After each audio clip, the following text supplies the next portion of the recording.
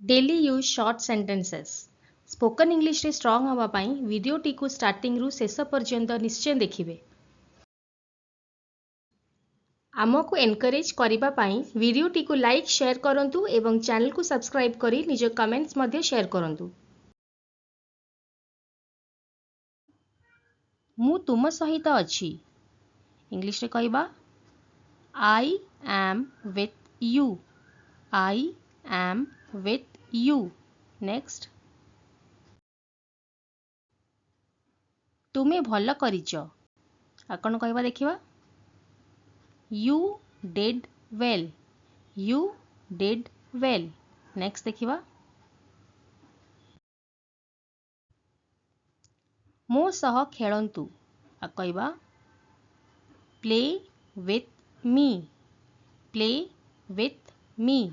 Next परिश्रम कर आ कह जाए इंग्लिश रे do hard work. Do hard work. Next नम्र हुआ be humble. Be humble. Next देखिबा से माने एबे गले आ कहबा इंग्लिश रे they just left. They just left. Next देखिबा एहाकू सठिक भाବରେ लेख आ कहबा right it accurately. Right it accurately. Next गोटे छोट रिक्वेस्ट फ्रेंड्स इंग्राजी रे कथा हबा प्रतिदिन अभ्यास करंतु। एहा स्पोकन इंग्लिश पाई अत्यंत आवश्यक। Practice makes us perfect. किए जाने आ कहबा who knows. Who knows. Next कथा कौन कहबा what is the matter. What is the matter. Next आउ किए आ कौन कहबा who else. Who else. Next spoken English improve करिबा पाई दिन रे 30 मिनिट इंग्लिश न्यूज़पेपर जोर शब्द करी पढ़िबा अभ्यास करंतु।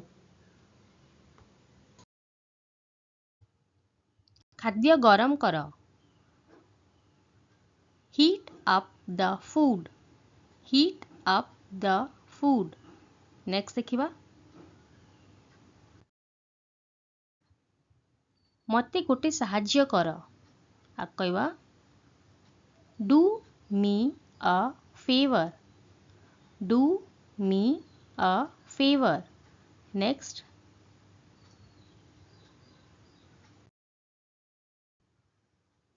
कप टेबल रे अछि आ कहबा cup is on the table. Cup is on the table. Next देखिबा मु संग्रहालय परिदर्शन करिथिली। I visited the museum. I visited the museum. Next देखिबा मु पार्सल पाइली।